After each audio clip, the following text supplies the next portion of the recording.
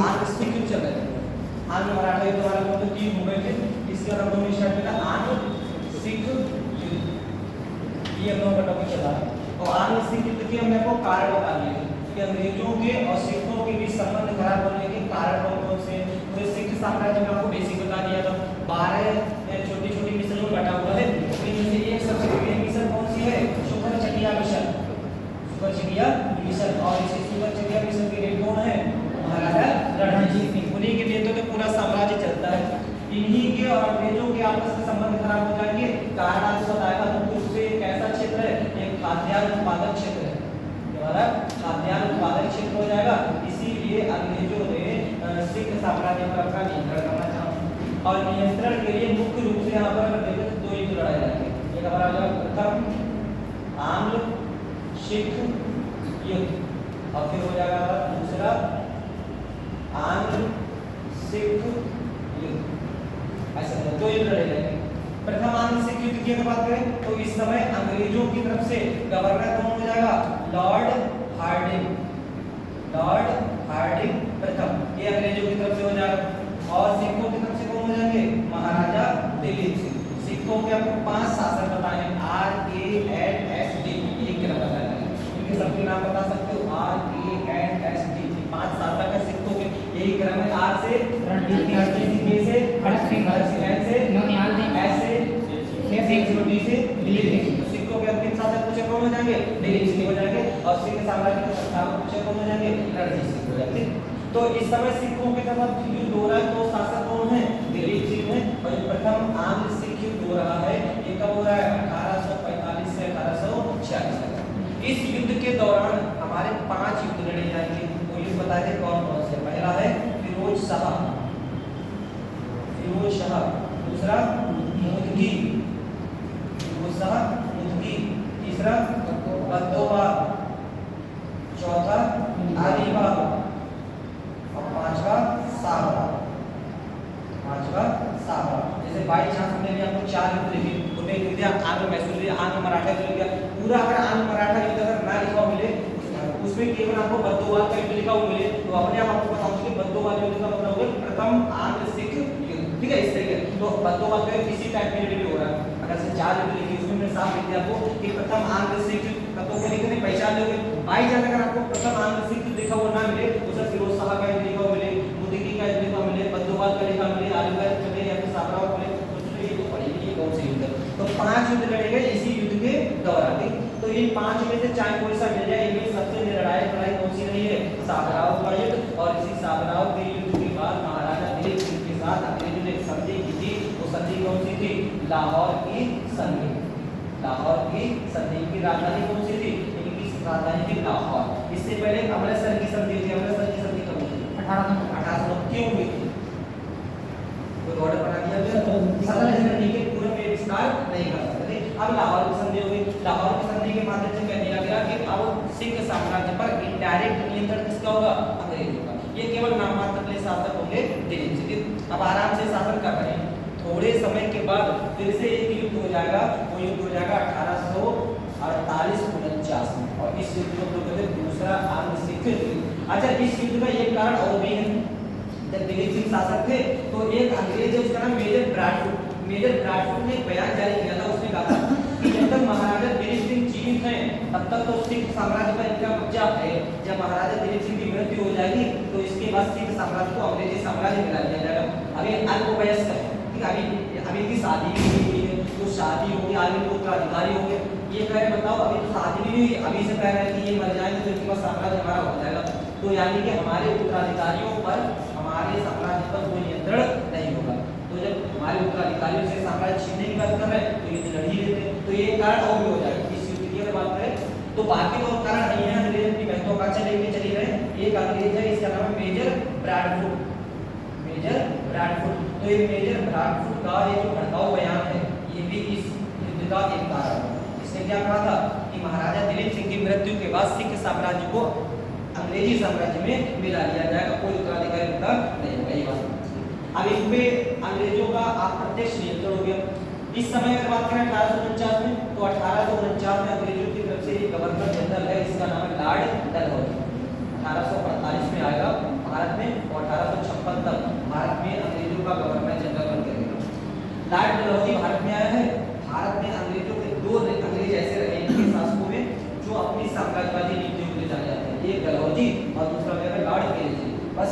पहले तुरंत मिलाओ। तो ये डलहौजी की नीति है। तो डलहौजी सोच रहा है कैसे भी करके इस सिख साम्राज्य को मिलाओ, फिर नाम मात्र इनको बनाए रखा, इनको भी हटाओ। तो लॉर्ड डलहौजी अंग्रेजों की तरफ से महाराजा दिलीप सिंह को ऑफर दे रहा है कि जो आपने मुल्तान वाला क्षेत्र ले रखा है उससे हमको थोड़ी सी आमदनी और हिस्सेदारी हो। इसके अलावा जो कश्मीर है वो आप एक दूसरे व्यक्ति गुलाम है उसको बेचो, ये बात कह रहे हैं। तो लॉर्ड डलहौजी की इनकी डिमांड की वजह से महाराजा दिलीप सिंह और इनके जो साथ के दूसरे लोग हैं इन्होंने इनकी बात मानने से मना कर दिया। तो मना कर दिया तो दूसरा युद्ध हो जाएगा 1849 में, और इस युद्ध के बाद दिलीप सिंह को पराजित कर दिया जाएगा, सिख साम्राज्य को मिला दिया जाएगा और दिलीप सिंह को भेज दिया जाएगा लंदन। तो तुम राजनीति ना करो, केवल अपने वहां जाकर पढ़ाई करो, ठीक है। और सिख साम्राज्य को किसके दिन हो जाएगा? तो दो युद्ध लड़े जाएंगे। पहला युद्ध पूछा जाए 1845-46, दूसरा युद्ध पूछा जाए 1849। पहले युद्ध के समय गवर्नर जनरल कौन है? लॉर्ड हार्डिंग प्रथम। दूसरे युद्ध के समय गवर्नर जनरल कौन है? लॉर्ड डलहौजी। शासक दोनों के समय दिलीप सिंह है।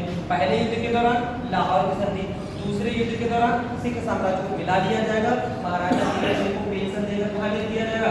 लंदन पढ़ाई करेंगे, ठीक है। और सिख साम्राज्य हो जाएगा समाप्त। इसको सिखा के पढ़ लो। और इस युद्ध के दौरान अगर बात करें तो दूसरे युद्ध हो रहा है, तो इसमें भी कुछ लड़ाई लड़ी जाएगी। रामनगर का युद्ध, रामनगर का युद्ध, चिड़ियावाला का युद्ध, चिड़ियावाला का युद्ध। तीसरा हो जाएगा गुजरात का युद्ध, गुजरात का युद्ध। ये गुजरात हमारे यहाँ, ये गुजरात पाकिस्तान में भी है, ठीक है। छोटा सा एक क्षेत्र गांव टाइप का शहर का पड़ता है गुजरात, ठीक है। तो उसी वाले क्षेत्र में लड़े गए रामनगर, चिड़ियावाला और गुजरात का। तो नोट कर लो। दूसरा आंग्ल सिख युद्ध, दूसरा आंग्ल सिख युद्ध। इसमें देखो पहला पॉइंट 1849 में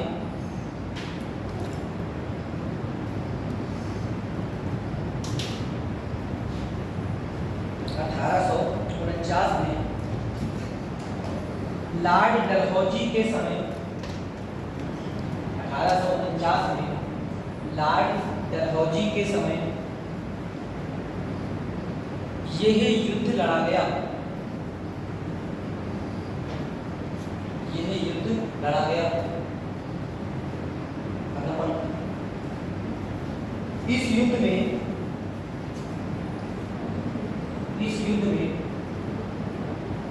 कुल 3 लड़ाइयां, इस युद्ध में कुल 3 लड़ाइयां लड़ी गई। इस युद्ध में कुल 3 लड़ाइयां लड़ी गई। नंबर 1 रामनगर का युद्ध, रामनगर, चिड़ियावाला और गुजरात। रामनगर का युद्ध, चिड़ियावाला का युद्ध और गुजरात का युद्ध, 3 युद्ध। रामनगर, चिड़ियावाला, गुजरात।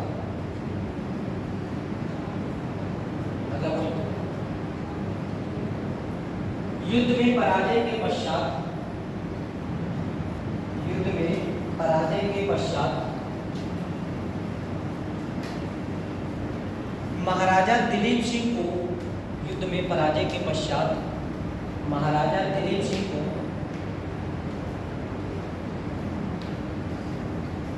पेंशन देकर, महाराजा दिलीप सिंह को पेंशन देकर शिक्षा के लिए, पेंशन देकर शिक्षा के लिए लंदन भेज दिया गया, लंदन भेज दिया गया। और सिख साम्राज्य पर, और सिख साम्राज्य पर अंग्रेजों का नियंत्रण, और सिख साम्राज्य पर अंग्रेजों का नियंत्रण स्थापित हुआ, ठीक है। आप देखो पूरे एरिया की अगर बात करें तो अभी आबाद वाले क्षेत्र को हम छोड़ दें तो लगभग हर क्षेत्र में भारत के जितने भी बड़े बड़े क्षेत्र थे लेकिन संपर्क कब्जा किसका हो चुका है? अंग्रेजों का कब्जा हो चुका है। अब देखो अगर स्टार्टिंग में आपको बताया था कि कौन से क्षेत्र में कौन से लोग शासन करते हैं, अगर भारत को एक नजर में अगर देखें तो उस समय के भारत में कहाँ कहाँ इस वाले पूरे एरिया पर बंगाल बिहार उड़ीसा वाले एरिया पर किसका कब्जा हो गया? अंग्रेजों का कब्जा हो गया। दो युद्ध लड़े गए, एक था प्लासी और दूसरा वाला बक्सर। ये इस वाले एरिया में पूरा कब्जा हो गया। इसका ये वाला जो एरिया बचा हुआ है मैसूर वाला, इस मैसूर पर भी इन्होंने कब्जा कर लिया। और मैसूर पर जब इन्होंने कब्जा कर लिया, यहाँ पर लड़ने जीतने के लिए तो 4 युद्ध लड़ने पड़े हैं मैसूर के साथ। मैसूर के यहाँ पर ये मराठा साम्राज्य के लोग हैं, इन पर भी कब्जा कर लिया। कितने युद्ध लड़े गए हैं? 3 युद्ध लड़े गए। ये वाला क्षेत्र बचा जो हमारा सिख साम्राज्य, इस पर भी कब्जा कर लिया। बचा हुआ ये वाला है बीच का कौन सा है? ये हमारा अवध के लिए बचा हुआ है। जब अवध को मिलाएंगे तो अवध को मिलाने के बाद ही ये हमारे विद्रोह हो जाएगा 1857 का विद्रोह, तो वो भी बात हो जाएगी। अब इस पूरे एरिया को हम लोगों ने देखा, इन्होंने सबने मिला लिया।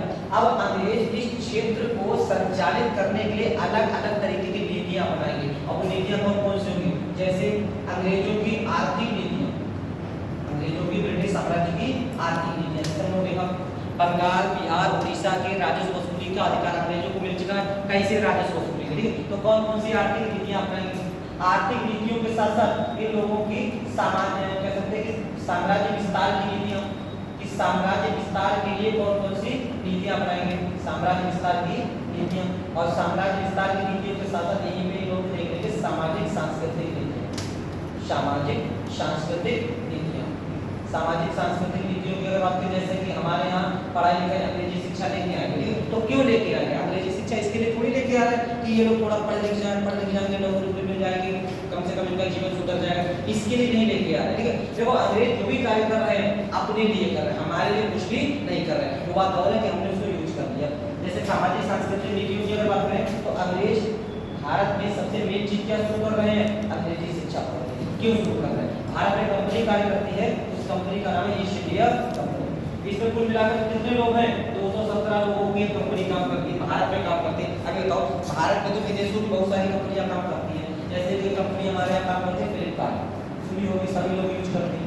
अमेजॉन सभी लोग यूज करते हैं, मंगाते हैं कुछ ना कुछ चीजें। फिर फ्लिपकार्ट या अमेजॉन कंपनी भारत की है, तो अमेरिकन कंपनियां, विदेशी कंपनियां, या फिर हमारे कोई मोबाइल चलाते हैं सैमसंग कोरिया की कंपनी है। ठीक है, तो यानी कि सब मल्टीनेशनल कंपनी ये सब यहाँ पे काम करती है। फेसबुक ये सब कंपनियां भी तो है, भारत में भी काम करती है। फेसबुक, ये बताओ फ्लिपकार्ट कंपनी भारत में भी काम करती है और अमेरिका की साथ करते हैं। अमेजन तो लेकर फ्लिपकार्ट के साथ अमेरिका करती है।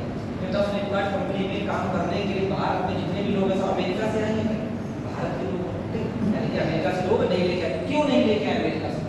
भाई फ्लिपकार्ट कंपनी अमेरिका की है और भारत में काम कर रही है, तो अमेरिका से लोग क्यों नहीं लेके आ रहे? थोड़ा सोचो क्यों? क्योंकि अमेरिका का व्यक्ति अगर यहाँ पे आके काम करेगा, तो अगर भले यहाँ का कोई व्यक्ति काम कर रहा है फ्लिपकार्ट, हम हमारे फ्लिपकार्ट में नौकरी मिल जाए और कह रहे कि 30,000 का महीना देंगे, करवा के खाली बेटी को चलो कर ही लेते हैं।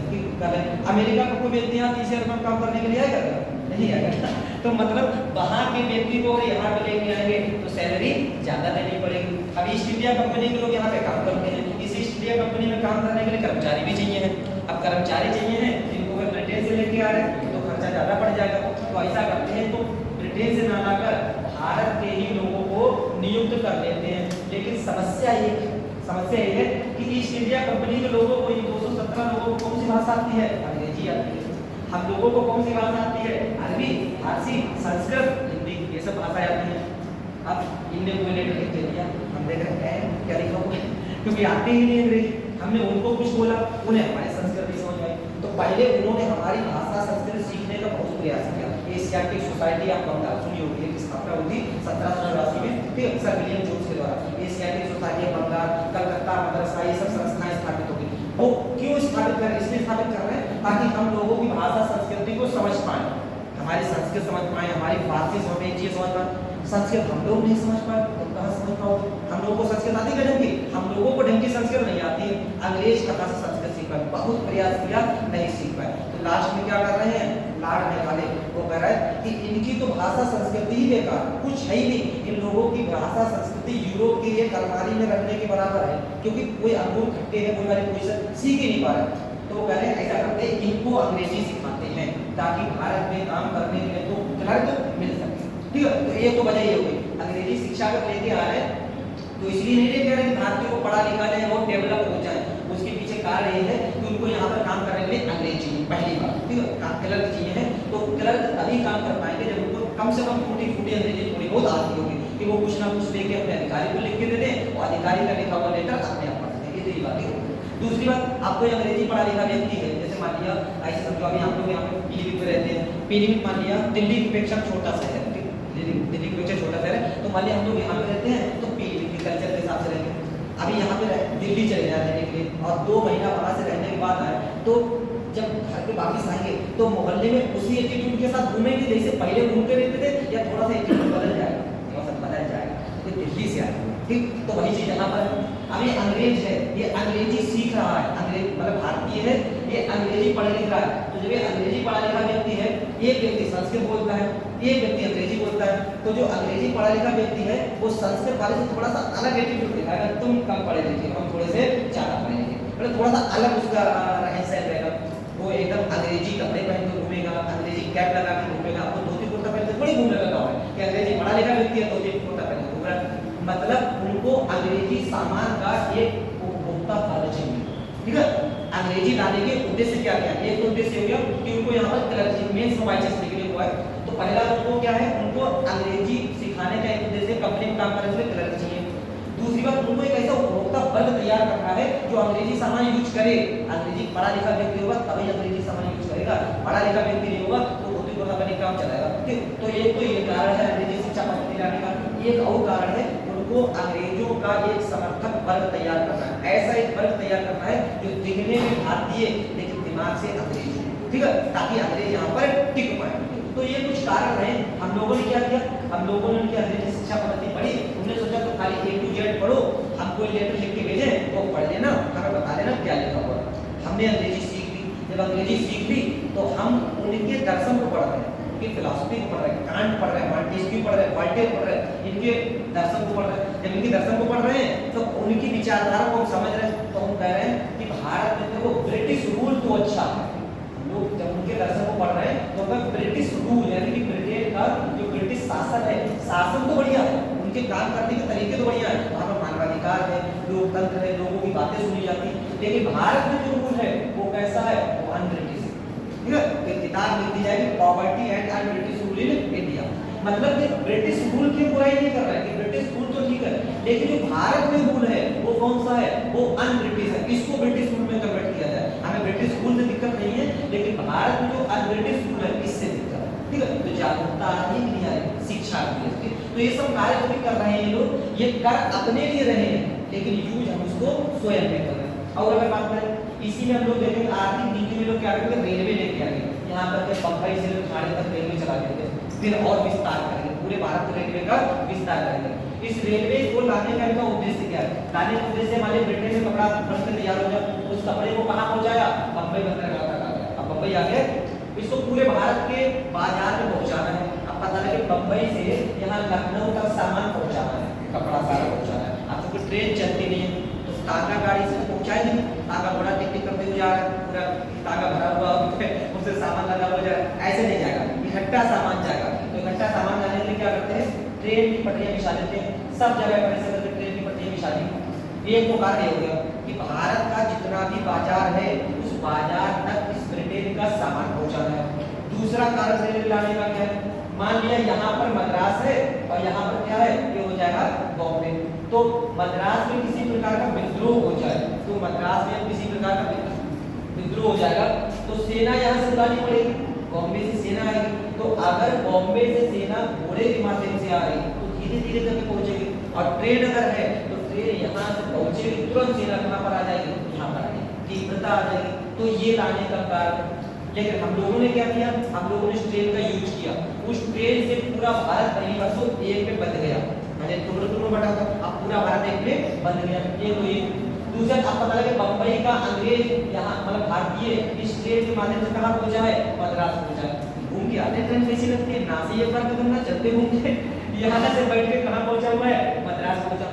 मद्रास पहुंचा और उसने देखा कि बम्बई में ही हम परेशान, किसान है मान लिया, बम्बई में किसान परेशान है, वही किसान जब मद्रास पहुंचा तो मद्रास का भी किसान परेशान है, इससे बात कर रहे थे तो कौन हो कि मद्रासी है, हम बॉम्बे के रहने वाले। अभी तक अलग अलग देश वाली फीलिंग आ रही है कि ये अलग देश के हैं, हम अलग देश के।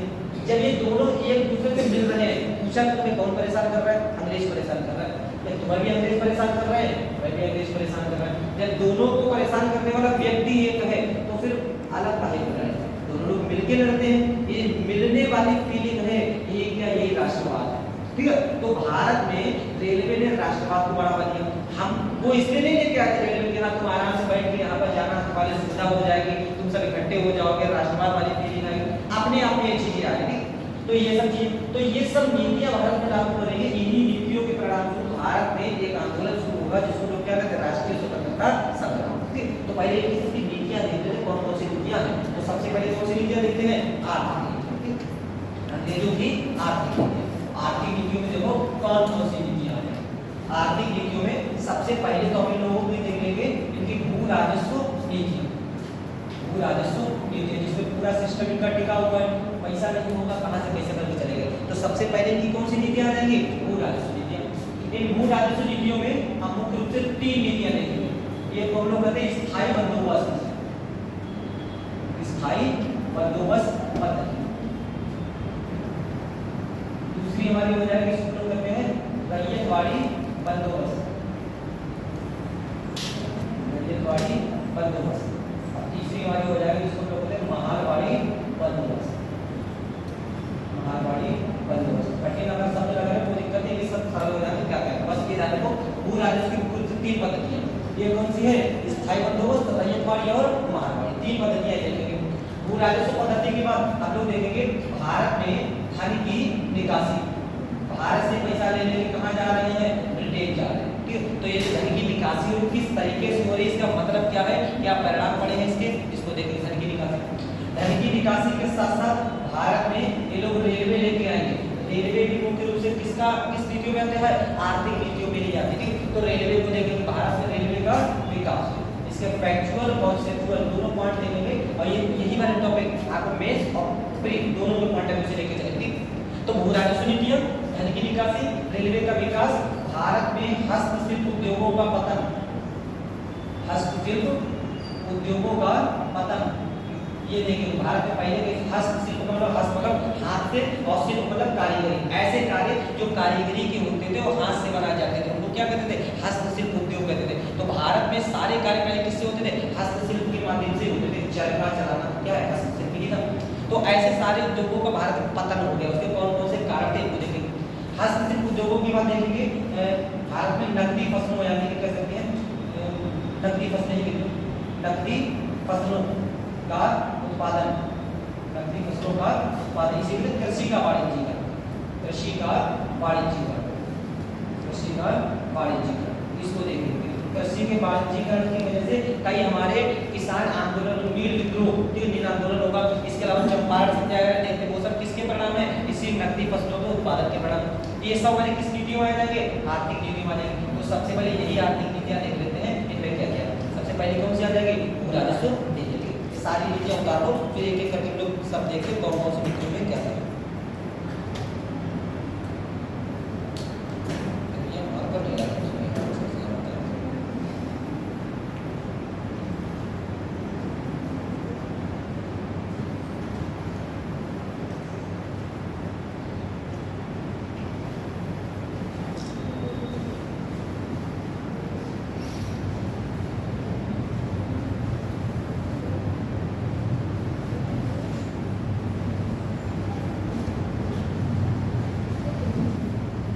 क्वेश्चन दिया था, लिखा किसी ने? लिखा लिखा था।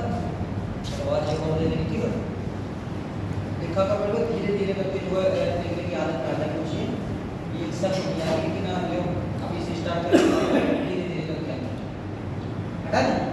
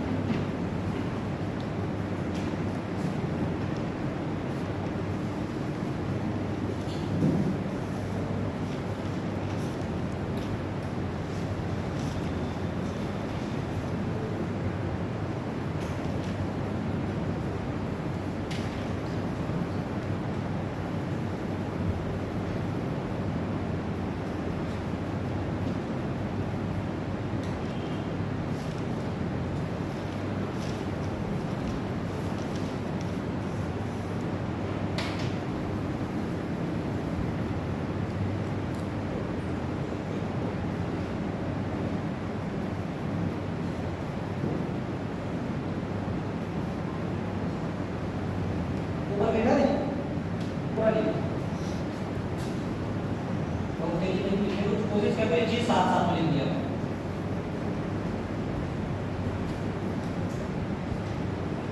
ठीक है, तो सबसे पहले लोग देख लेते हैं इनकी आर्थिक नीति। आर्थिक नीति में अगर ध्यान दो, सबसे पहले आपको पता होगा एक संधि हुई थी, तो संधि कौन सी थी? इलाहाबाद की संधि। सबसे पहले संधि हो जाएगी इलाहाबाद की संधि, और इलाहाबाद की संधि के माध्यम से ध्यान होगा अंग्रेजों को मुगल बादशाह की तरफ से 3 क्षेत्र मिले थे। तो मुगल बादशाह थे, क्या नाम था? शाह आलम द्वितीय। तो शाह आलम द्वितीय की तरफ से अंग्रेजों को 3 क्षेत्र मिले थे। तो 3 क्षेत्र कौन कौन से थे? एक बंगाल, दूसरा कौन सा था? बिहार, और तीसरा हो जाएगा उड़ीसा। इन 3 क्षेत्रों की राजस्व वसूली का अधिकार मिला था अंग्रेजों को। लेकिन समस्या ये थी कि इन 3 क्षेत्रों से राजस्व कैसे वसूल करें। तो एक समस्या ये हो रही है राजस्व वसूल करने की। तो यही वे उस समय एक व्यक्ति है, उसका नाम है रॉबर्ट क्लाइव। रॉबर्ट क्लाइव, तो रॉबर्ट क्लाइव ने राजस्व पद्धति लागू करते हुए, ऐसे वाली लागू ना करते हुए इन्हीं के माध्यम से एक लागू कर दी। इसको लोग क्या कहते थे? द्वैध शासन। क्योंकि राजस्व वसूल करना ही करना है, लेकिन कैसे वसूल करना ये नहीं पता है। तो ऐसे में रॉबर्ट क्लाइव ने तब बीच का रास्ता निकाला, तब तक हम सीख जाएंगे देने कुछ भी ऐसा करते इन्हीं लोगों के माध्यम से राजस्व वसूल कर लेते हैं। इसको नाम क्या दिया गया था? द्वैध शासन। और इस द्वैध शासन के तहत इसने 2 लोगों को नियुक्त किया था। एक कौन थे? मोहम्मद रजा खान, और दूसरे कौन से थे? राजा सिताब राय। राजा सिताब राय, ऐसे 2 लोगों को नियुक्त कर दिया। लोगों की नजर में सारा भू राजस्व वसूल करने के लिए कौन जा रहे हैं? ये दोनों लोग जा रहे हैं, लेकिन वास्तव में भू राजस्व किसके पास जा रहा है? रॉबर्ट क्लाइव के पास। ठीक, इसको क्या बोला गया था? इसको द्वैध शासन बोला गया था। बंगाल में द्वैध शासन। तो रॉबर्ट क्लाइव ने जब ये व्यवस्था लागू की, लेकिन ये व्यवस्था कामयाब नहीं हो पाई, तो बाद में इसी द्वैध शासन को समाप्त कर दिया गया। किसके द्वारा? वॉरेन हेस्टिंग्स के द्वारा। आपको बताया गया था कि वॉरेन हेस्टिंग्स ने द्वैध शासन को समाप्त करते हुए बंगाल की पूरी भू राजस्व व्यवस्था को अपने अधीन कर लिया कि हम स्वयं वसूल करेंगे। अब ये तो इसने देख लिया कि स्वयं वसूल करेंगे, लेकिन कैसे करके वसूल करेंगे? तो सबसे पहले इस रॉबर्ट क्लाइव के बाद इस वॉरेन हेस्टिंग्स के द्वारा जो भू राजस्व पद्धति लागू की गई थी, इस भू राजस्व पद्धति को हम लोग कहते थे फार्मिंग पद्धति। फार्मिंग पद्धति, इस फार्मिंग पद्धति में क्या होता था? वॉरेन हेस्टिंग्स पहले से दिमाग में बिठाए हुए था कि भारतीय करप्ट लोग होते हैं, ठीक, बहुत भ्रष्टाचारी लोग होते हैं, ये वॉरेन हेस्टिंग्स का मानना था। ठीक, हालांकि ऐसा नहीं था कि ये करप्ट थे, ये खुद ही बहुत बड़ा करप्ट था, इसके ऊपर तो महाभियोग चला था। इंग्लैंड गया था वापिस, तो इसके ऊपर स्वयं महाभियोग चलाया गया था। तो अंग्रेज भी कम भ्रष्टाचारी थोड़ी थे, लेकिन ये इसके दिमाग में ये लगा हुआ है कि भारतीय बहुत करप्ट लोग होते हैं। तो ऐसे में इसने फार्मिंग पद्धति लागू की थी। इस फार्मिंग पद्धति के द्वारा लोगों से बोली लगवाई जाती थी। जैसे ये बंगाल, बिहार, उड़ीसा के क्षेत्र को छोटे छोटे ब्लॉक्स में बांट दिया जाता था, और हर ब्लॉक की एक बोली लगाई जाती थी कि इस ब्लॉक से कितना भू राजस्व वसूल के कोई को देगा। तो जो व्यक्ति ज्यादा से ज्यादा बोली लगा देता था, एक निश्चित बोली लगाई, इस वाली ये पूरा बंगाल है, इस बंगाल को छोटे छोटे ब्लॉक्स में बांट दिया गया। इस ब्लॉक से मान लीजिए इसने डिवाइड करके सोच रखा है कि हमको 1 लाख रुपए बेसिक बना रखा है कि 1 लाख रुपए चाहिए। अब जो 1 लाख रुपए से ज्यादा की बोली लगा दे, अब किसी ने पूरी बोली लगा दी, किसी ने कहा हम 1 लाख देंगे, कोई कह रहा है 1 लाख 10,000 देंगे, फिर पीछे को बोले 1 लाख 20,000 देंगे, तो जो सबसे ऊंची बोली लगाएगा उसको वही की ठेकेदारी दे दी जाएगी। ये सिस्टम किसने लागू किया था? वॉरेन हेस्टिंग्स ने। इसको क्या कहा जाता था? फार्मिंग पद्धति। लेकिन चूंकि वॉरेन हेस्टिंग्स के दिमाग में बात शामिल थी कि भारतीय करप्ट होते हैं, तो इस बोली लगाने वाली पद्धति में इसने भारतीयों को बाहर रखा, भारतीयों को शामिल नहीं किया। और सामान्यतः इसमें कौन शामिल होते थे? अंग्रेज शामिल होते थे। अब अंग्रेजों को ये पता ही नहीं होता था कि इस एरिया से इतना राजस्व मिल पाएगा कि नहीं मिल पाएगा। इन्होंने कह तो दिया, जिसने बोली लगाई उसने कह दिया कि इस एरिया से हम 1,25,000 रुपया का राजस्व वसूल करके देंगे, लेकिन ये जमीन ऐसी है कि यहाँ से 1,25,000 रुपये का राजस्व वसूल हो नहीं पाएगा। लेकिन चूंकि इनको अनुभव नहीं है, इस वजह से इन्होंने ज्यादा से ज्यादा बोली लगा दी कि कम से कम भू राजस्व वसूल करने का अधिकार हमको मिल जाए। ऐसी पद्धति को बोला गया था फार्मिंग पद्धति। और इस पद्धति में हमेशा अनुमान से कम ही लाभ प्राप्त होता था, क्योंकि अनुमान कितना है? 1,25,000 का, और पता लगे वसूल कितना हुआ है? केवल 75,000, क्योंकि उतना हो ही नहीं सकता, जरूरत से ज्यादा लोग बोली लगा देते थे। तो ऐसे में फार्मिंग पद्धति हो गई फेल। जब फार्मिंग पद्धति फेल हो गई, क्योंकि जितना अनुमान लगाए हुए थे, इन्होंने सोचा 1,25,000 बोला तो 1,25,000 मिल जाएगा। इन्होंने पूरे वर्ष तक का खर्चा नहीं 1,25,000 डिसाइड करके रखा हुआ कि 1,25,000 रुपये आपको यहाँ से मिल जाएगा, लेकिन हम खर्चा कर देते हैं। जैसे सरकार का बजट होता है, हम लोगों का बजट अलग चलता है। हम लोग ये बजट बनाते तो क्या करते हैं? पहले आमदनी देखेंगे, उसके बाद खर्चा देखेंगे। सरकार क्या करती है, पहले खर्चा देखती है कितना खर्चा करना है पूरे साल में, उसके बाद अपनी आय डिसाइड करती है कहां से कितना पैसा आएगा। तो वही लिखा, इन्होंने आय डिसाइड कर दी कि इतना पैसा आपको इस वाले एरिया से मिल जाएगा, तो आप इतना पैसा खर्च कर देंगे। लास्ट में खर्चा तो हो गया लेकिन आमदनी उतनी नहीं हो पाई, बजट इनका घाटे में चला गया, तो फार्मिंग पद्धति हो गई फेल। तो ऐसे में इस वॉरेन हेस्टिंग्स के बाद एक अगला व्यक्ति भारत में गवर्नर जनरल बन के आएगा, इसका नाम है लॉर्ड कॉर्नवालिस। एक अगला व्यक्ति आ जाएगा, इसका नाम है लॉर्ड कॉर्नवालिस। तो लॉर्ड कॉर्नवालिस भारत आया, इसने सोचा कि फार्मिंग पद्धति तो फेल हो गई है, अब हम किस तरीके से भू राजस्व वसूल करें। तो लॉर्ड कॉर्नवालिस के सामने पहला क्वेश्चन तो ये है कि भू राजस्व कितना वसूल करें। इसने सोचा इसलिए मतलब कितना पैसा वसूल कर सकते हैं, पहली तो समस्या उसके सामने ये है। लॉर्ड कॉर्नवालिस के सामने दूसरी समस्या ये है कि किससे वसूल करें। किससे वसूल करने का मतलब ये है कि गांव में किसान होते थे, अब हर किसान से जाके वसूल करें या फिर ऐसा किसी एक व्यक्ति को ठेका देते। तो पहली समस्या ये है कि कितना वसूल करें, दूसरी समस्या ये है किससे वसूल करें।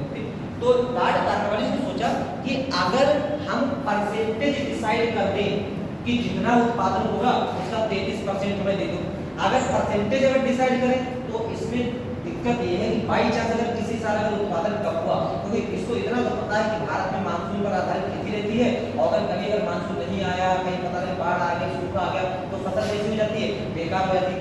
रिस्क लेना नहीं चाहता है कॉर्नवालिस, किसी प्रकार का रिस्क लेना नहीं चाहता है। वो सोच रहा है कि अगर हमने परसेंटेज डिसाइड किया,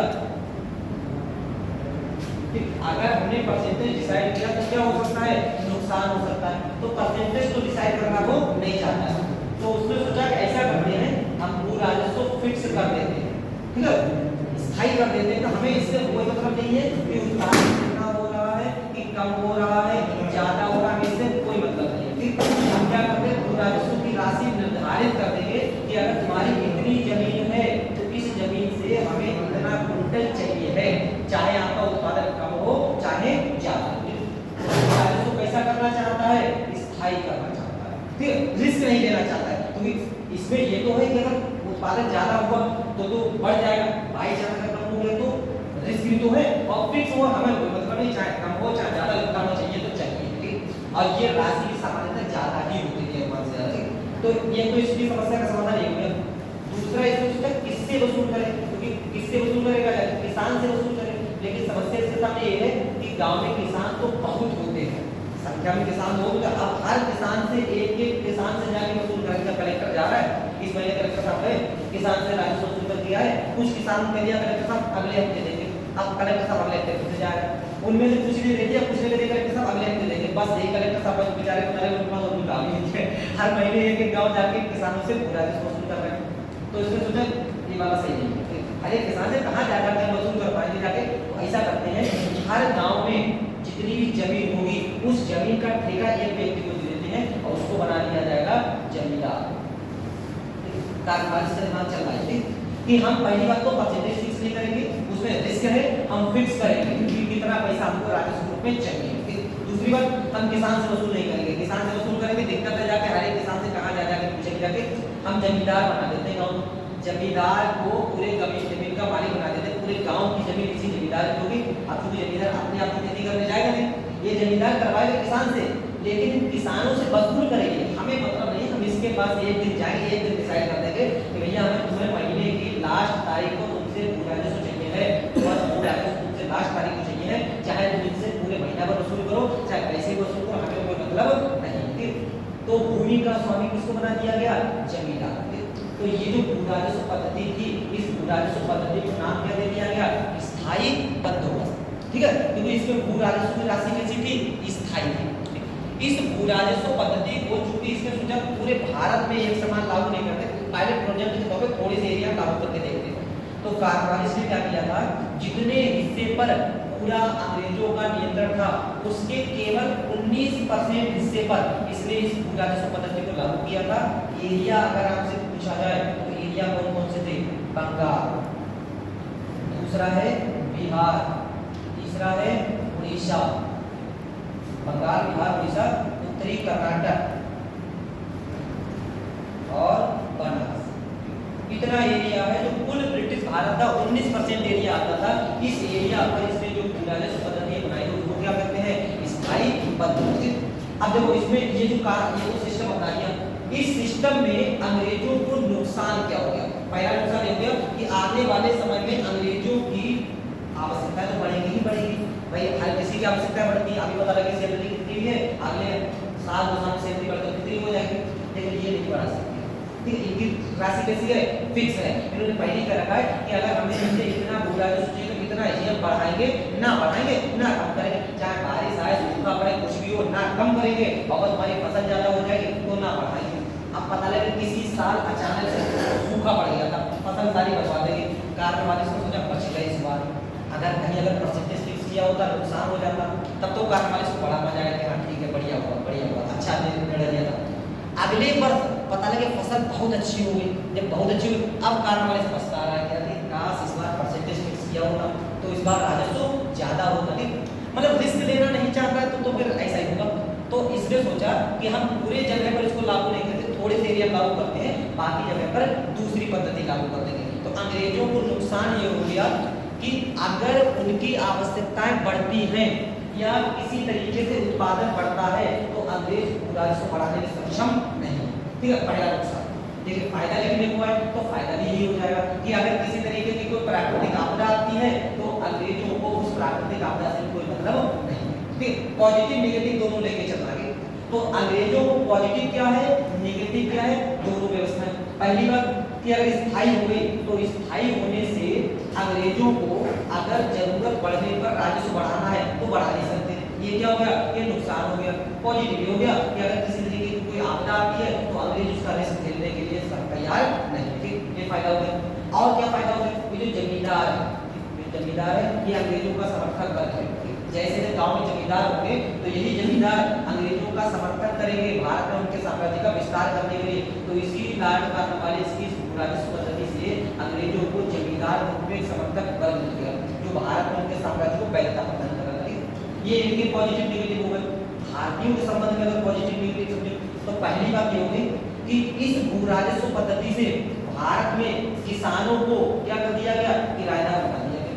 मालिक कौन हो गए, जमींदार हो गए। किसान कौन हो गए, किराएदार हो गए। ये जमींदार क्या करते हैं, किसानों का शोषण करते हैं, क्योंकि ये जो भू राजस्व की राशि है ज्यादा से ज्यादा डिसाइड की गई है। तो जमींदार अपने घर से तो देगा नहीं, ये किसान से वसूल करके देगा। तो कहीं से ला के दो, किसान को भू राजस्व वसूल कर, किसान को भू राजस्व जमींदार तक पहुंचाना ही पहुंचाना है। अगर नहीं अगर भू राजस्व दोगे तो तुमसे हटाकर किसी और को, बटाईदार जिसको कहते हैं, तो हम याद करते हैं बटाईदार को, बटाई जाके दे दी गई है। तो अगर ये अगर समय पर नहीं दे पाता है तो तुमसे जमीन लेकर किसी दूसरे व्यक्ति को दे देंगे। किसान के पास कोई दूसरा विकल्प नहीं है तो वो शोषण सहने के लिए यहाँ पर मजबूर है। ठीक है, तो ये व्यवस्थाएं कुछ भारत में अंग्रेजों की भू राजस्व पद्धति थी। अब हम एक टेबल के माध्यम से इसको पूरी बातें समझ लेते हैं कि कैसे करके हमारी अलग अलग भू राजस्व पद्धतियां देखो चल रही है। सारी बातें को दिखाने के लिए पहले हमारी समझ लो पूरी तरीके से क्या क्या हमने 3 भू राजस्व पद्धतियां देखी। इनमें 3 में एक हमने देख ली, ये कौन सी हमारी स्थायी बंदोबस्त पद्धति है। किस तरीके से काम करती थी स्थायी बंदोबस्त। एक टेबल बना लेते हैं छोटी सी और इस टेबल में तीनों भू राजस्व पद्धतियां हमारी आ जाएंगी। तो पहली हमारी कौन सी आ जाती है, स्थायी बंदोबस्त। स्थायी बंदोबस्त, इसी स्थायी बंदोबस्त को दूसरा क्या नाम देते हैं, इसको जमींदारी बंदोबस्त कहते हैं। जमींदारी बंदोबस्त, क्योंकि इसे भूमि का स्वामी कौन है, जमींदार। ठीक, इसी को हम लोग क्या कहते हैं, इसको इस्तेमारी बंदोबस्त भी कहते हैं।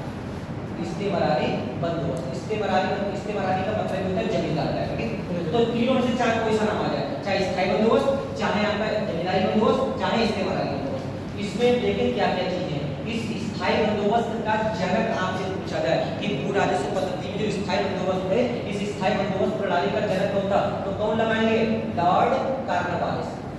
लॉर्ड कॉर्नवालिस कि भारत में स्थायी बंदोबस्त प्रणाली लाने वाला अंग्रेज गवर्नर कौन था, लॉर्ड कॉर्नवालिस। अगला आपसे क्वेश्चन आएगा कि स्थायी बंदोबस्त व्यवस्था के तहत भूमि का स्वामी किसको बनाया गया था, तो भूमि का स्वामी कौन हो जाएगा इसमें, जमींदार। भूमि का स्वामी हो जाएगा जमींदार स्थायी बंदोबस्त व्यवस्था में।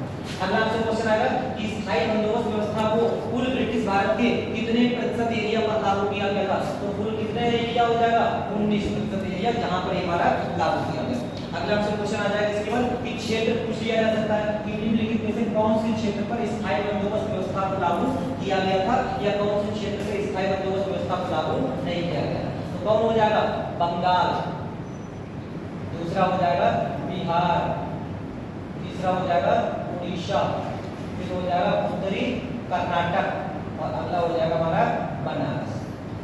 इतने एरिया पर जो भू राजस्व पद्धति थी उसको क्या कहते थे? स्थायी बंदोबस्त। इसमें अगर भूमि की आपसे राजस्व की राशि पूछी जाए तो उसे भू राजस्व की राशि कैसी है? स्थायी है, यानी कि फिक्स है, मतलब किसी भी प्रकार का कोई परिवर्तन नहीं करेंगे। एक बार जो डिसाइड कर दी वो कर दी। और सामान्यतः इसमें 10/11 हिस्सा ये किसका होता था? ये कंपनी का होता था। और 1/11 हिस्सा ये किसका हो जाता था? ये जमींदार का हो जाता था। जितना किसान ने भू राजस्व वसूल किया, किसान से लिया भू राजस्व, उसमें 10/11 सरकार के पास चला जाएगा, 1/11 ये जमींदार के पास आ जाएगा, कहीं कहीं 9/10 और 1/10 लिखा होगा, ठीक है? वो उससे कोई दिक्कत नहीं, बस ये इतना ध्यान रखो कि जितने भी हिस्से हैं उसमें एक हिस्सा जमींदार का, बाकी हिस्से सरकार के। तो ये इस तरीके से बटा हुआ। और अगर इसी स्थायी बंदोबस्त व्यवस्था में देखें तो इस स्थायी बंदोबस्त व्यवस्था के माध्यम से एक कानून लाया गया था। इस कानून को बोलते थे सूर्यास्त अधिनियम। सूर्यास्त अधिनियम। इस सूर्यास्त अधिनियम का मतलब क्या था कि एक निश्चित डेट के सूर्यास्त तक अगर इस जमींदार ने अपना भू राजस्व सरकार के पास जमा नहीं किया तो उसकी जमींदारी जब्त कर ली जाएगी। एक डेट दे दी। तो वैसे हम सोच रहे थे कि किसान के पास बार-बार जाना पड़ रहा है, हम नहीं जाएंगे बार-बार, हमने एक डेट दे दी बस कि 31 तारीख की अगर सूर्यास्त तक अगर हमारे पास नहीं आया राजस्व तो बस 1 तारीख से जमीन ले लेना है, फिर तुम्हारी जमींदारी किसी और व्यक्ति को दे दी जाएगी। तो ये इतनी बातें आपको स्थायी बंदोबस्त में ध्यान रखनी है। पहला आपसे क्वेश्चन आएगा कि स्थायी बंदोबस्त प्रणाली का जनक कौन था? तो अगर स्थायी बंदोबस्त प्रणाली का अगर आपसे जनक पूछा जाए या लागू करने वाला व्यक्ति पूछा जाए तो हो जाएगा लॉर्ड कॉर्नवालिस। दूसरा पूछा जाए इसमें भूमि का स्वामी किसको बनाया गया था? कौन हो जाएगा? जमींदार हो जाएगा। इसका अगर आपसे क्षेत्र प्रतिशत पूछा जाए कि कितने प्रतिशत क्षेत्रफल पर इस भू राजस्व पद्धति को लागू किया तो कितना हो जाएगा? 19% हो जाएगा। अगर आपसे क्षेत्र पूछे जाए कि कौन कौन से क्षेत्र पे ये व्यवस्था लागू थी तो बंगाल, बिहार, उड़ीसा, उत्तरी कर्नाटक और बनारस, 5 क्षेत्र याद रखने हैं जहां पर आपकी स्थायी बंदोबस्त व्यवस्था को लागू किया गया था। इसमें भू राजस्व के बारे में पूछा जाए कि भू राजस्व कैसा डिसाइड किया गया था तो फिक्स था, स्थायी था, इसीलिए इसका नाम रखा गया था स्थायी बंदोबस्त। दूसरा अगर इसमें कोई अगर विवरण पूछ लिया जाए, इसके अंदर कानून पूछ लिया जाए कि सूर्यास्त अधिनियम किससे संबंधित है तो कौन सा हो जाएगा? स्थायी बंदोबस्त। और इसी सूर्यास्त अधिनियम के साथ साथ इसमें एक कॉन्सेप्ट और आ गया था, इसको हम लोग बोलते थे अनुपस्थित जमींदारी। अनुपस्थित जमींदारी, अब्सेंटिव लैंडलॉर्ड सिस्टम। ये क्या था? अब्सेंटिव लैंडलॉर्ड सिस्टम। जैसे मान लिया बंगाल का एक छोटा सा गांव है, उस गांव की जमींदारी किसी व्यक्ति को मिली हुई है, उस व्यक्ति का नाम है ए, ठीक है? ये कौन हो गया? ए माने जमींदार। ये गांव बंगाल के किसी गांव का एक जमींदार है, क्योंकि जमींदार छोटा मोटा आदमी तो नहीं, बहुत बड़ा आदमी होगा, तभी इसको जमींदारी मिली हो। तो इतना बड़ा आदमी है तो गांव में रहेगा कि कलकत्ता से बड़े शहर में रहेगा? बड़े शहर में रहेगा। छोटा मोटा आदमी गांव थोड़ी रहेगा। तो ये जो कलकत्ता का रहने वाला ये व्यक्ति है, इसके पास किसी एक गांव की जमींदारी है और ये जिस गांव के किसानों से खेती करवाता है उसी गांव के किसानों से राजस्व भी वसूल कर देगा। तो मतलब ये व्यक्ति किसानों के पास अपने आप जाएगा, ये अपना कलकत्ता में रहकर काम करेगा, किसी और व्यक्ति के माध्यम से वसूल करवाएगा। मान लिया ये कलकत्ता में रहता है और इसका गांव ऐसे करके कहीं 300 किलोमीटर दूर है, तो इसका कोई मित्र रहता है बीच में ही।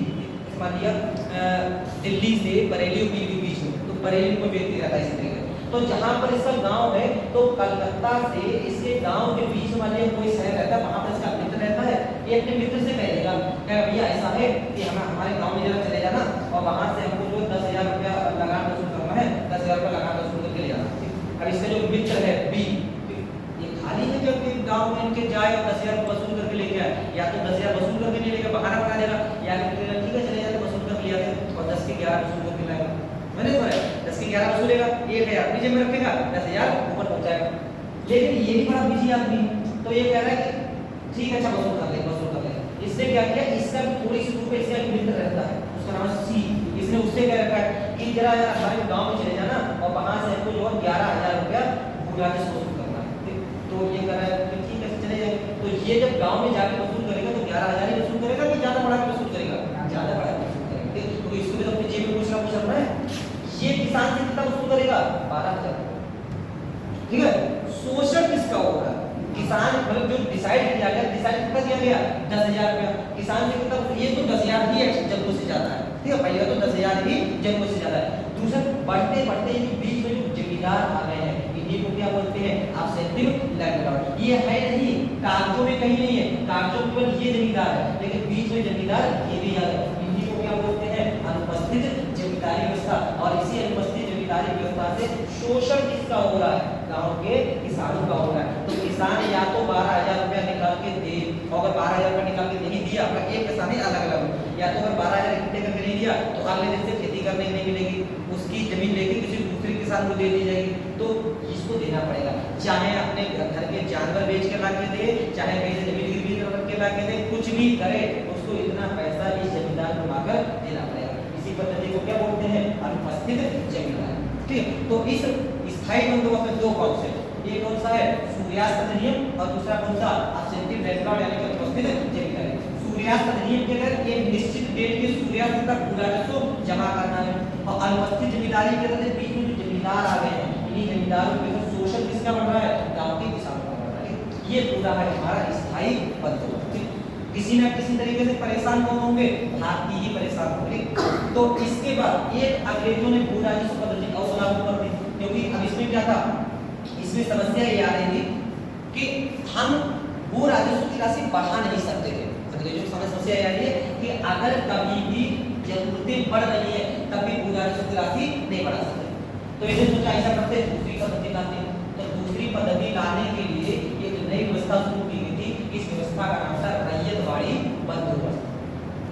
दूसरी व्यवस्था कौन सी हो जाएगी, रैयतवाड़ी बंदोबस्त। रैयतवाड़ी, रैयत का मतलब क्या था, रैयत का मतलब था किसान, ठीक है। यहाँ पर हम रैयत की बात करें तो रैयत का मतलब हो जाएगा किसान, मतलब भूमि का स्वामी किसको बना दिया गया, किसान। समस्या बनी पहली बात यह है, ठीक है, ये तो समस्या थी जिसकी वजह से इस टाइम दोस्त लागू किया गया था कि हर किसान से जा के वसूल करना है, लेकिन किसी में कोई समस्या है तो कुछ अच्छाइयाँ नहीं, इसमें बस इस समस्या का समाधान हुआ तो इसमें यही समस्या आई, लेकिन फिर भी ट्राई करके देखते हैं। तो रैयतवाड़ी व्यवस्था में इसने क्या किया, दूसरा व्यक्ति है, उसका नाम है कर्नल रीड।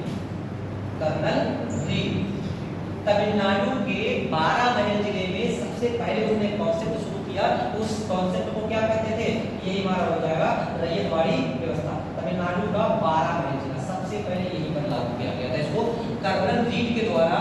इसमें भूमि का स्वामी किसको बना दिया गया, किसान को बना दिया गया, और इस पूरे भू राजस्व पद्धति को लागू करने के लिए कहा गया कि हमारी जो भू राजस्व की राशि है ये कैसी है, ये परिवर्तनशील है। परिवर्तनशील का मतलब हो गया कि बीच बीच में हम भूमि की जांच करेंगे और भू राजस्व बढ़ा भी सकते हैं और घटा भी सकते हैं, ठीक है। जैसे हम समझेंगे, अगर घटने की स्थिति हो तो घटा देंगे, बढ़ने की स्थिति हो तो बढ़ा देंगे। अपने आप कॉमन सेंस से बताओ, अंग्रेज जैसा आदमी भू राजस्व कम करेगा क्या, कम तो नहीं करेगा, ठीक है, तो बढ़ाएगा ही सामान था। ये सिर्फ इसीलिए लाया गया था ताकि अगर कोई जरूरतें बढ़ी तो हम भू राजस्व को बढ़ा सकें, तो इसलिए हो गया। और इस पूरी व्यवस्था को लागू किया गया था कुल ब्रिटिश भारत के 51% एरिया, ठीक है।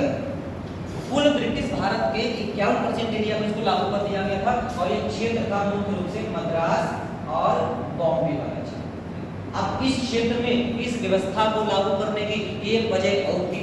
जब भी हम लोग उत्तर भारत या दक्षिण भारत का एरिया देखेंगे तो ये बताओ, जैसे ज्योग्राफी के थोड़ी नॉलेज होगी, तो उत्तर भारत में कृषि ज्यादा होती है, दक्षिण भारत में कृषि ज्यादा होती है, उत्तर भारत में ज्यादा होती है, क्योंकि उत्तर भारत का क्षेत्र हमारा उपजाऊ।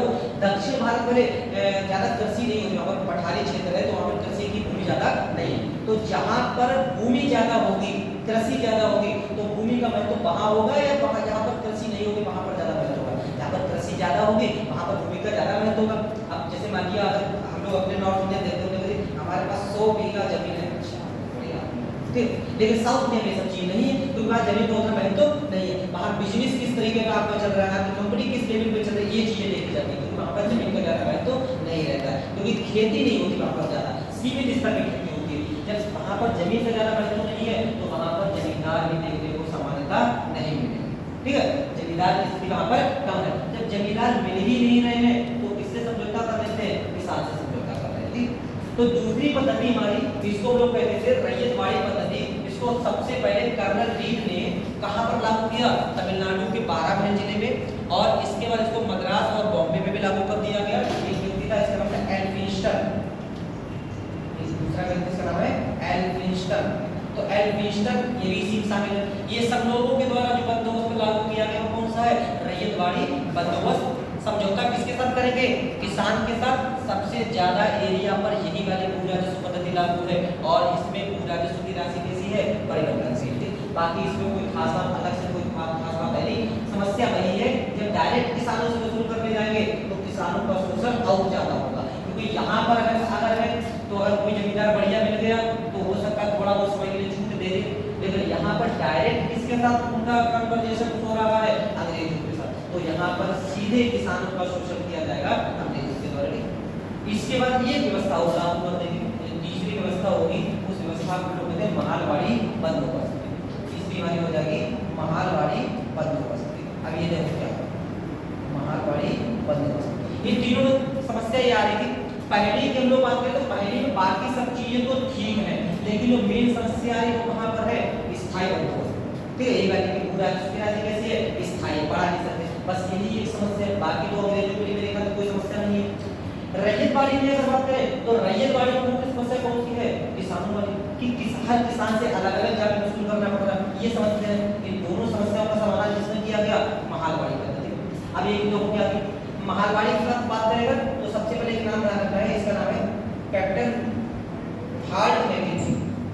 हार्ट मैकेंजी ये बोल रहे थे कैप्टन डी, ये हार्ट मैकेंजी। हार्ट मैकेंजी ने जो व्यवस्था लागू की वो कौन सी है? महालवाड़ी। महाल का मतलब होता है गांव, ठीक है, महाल का मतलब हो जाएगा गांव। हर गांव में एक मुखिया होता है जिसको आदमी प्रधान कहते थे। तो हर गांव में पहले भी मुखिया चलता था, तो यहाँ पर भूमि का स्वामी किसको बना दिया गया?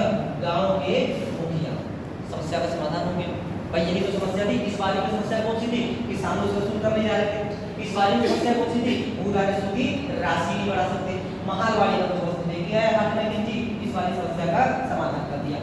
जो काम यहाँ पर जमींदार कर रहा है वही काम यहाँ पे कौन करेगा? मुखिया करेगा। कि गांव के मुखिया से जाकर वसूल करेंगे कि भाई तुम अपने किसानों से देते रहो, हम तुमसे वसूल करने के लिए आएंगे। और इसको लागू किया गया था कुल ब्रिटिश भारत के 30% एरिया पर जितना की बचा हुआ है। ठीक, 51 पर ये लागू हो गया, 19 पर ये लागू हो गया, बचा कितना?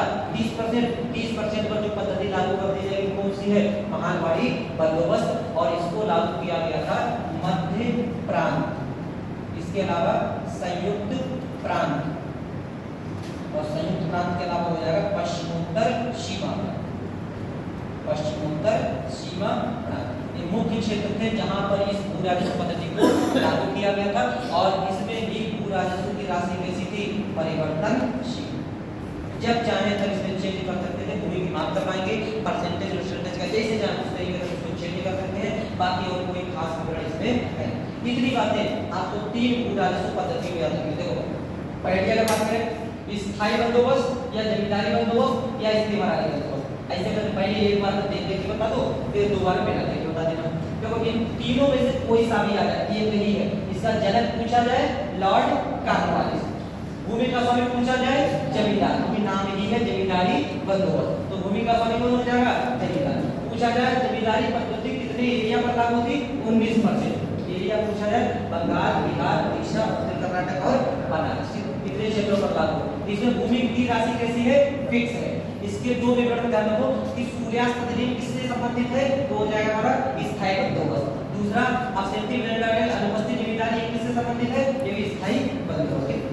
समस्या इसमें यह है कि किसान के लिए किसान से भूमि की राशि का किसी प्रकार से गलती नहीं कर सकते, चाहे कुछ भी पोजीशन आ जाए इसको बढ़ा नहीं सकते, ये समस्या है। लेकिन फायदा ये है कि किसी प्रकार की प्राकृतिक आपदा से वे लोग बच जाएंगे।